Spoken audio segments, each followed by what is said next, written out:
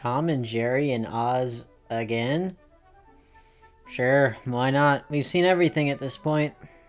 But what's this? It's a sequel to the 1939 film? And it's written by Paul Dini, the creator of Harley Quinn and the writer of some of the best episodes of Batman the Animated Series? Okay, now you have my attention.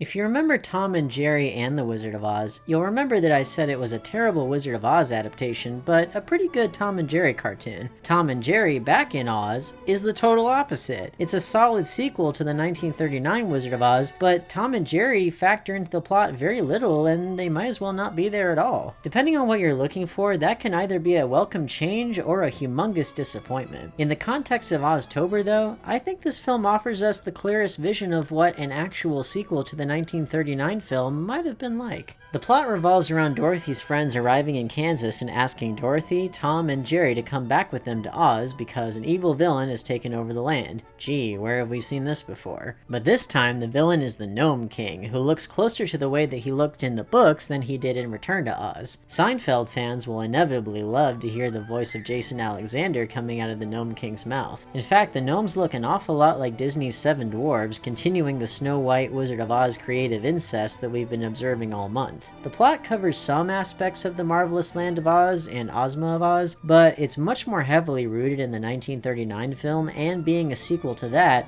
rather than adapting any of the books exactly. As I mentioned before, Paul Dini wrote this film and his attention to detail with the history of the 1939 film really shows. For example, the farmhand Hickory shows off a wind harnessing machine that he invented that's meant to repel tornadoes, a plot point that was filmed for the original movie during its early stages, but was ultimately cut out. Same with the song The Jitterbug, which was from arguably the most famous lost scene in film history. The scene was filmed for the original movie, but unfortunately all the footage has been lost, with only a few stills surviving. However, the cast recording of the song The Jitterbug did survive and can be widely heard on the Wizard of Oz soundtrack despite never having appeared in the finished film. But Tom and Jerry Back in Oz restores the song and reinserts it into this film's narrative. That's pretty cool. However, as much as I praise the writing of this film, there are some notable plot holes, particularly involving the ruby slippers.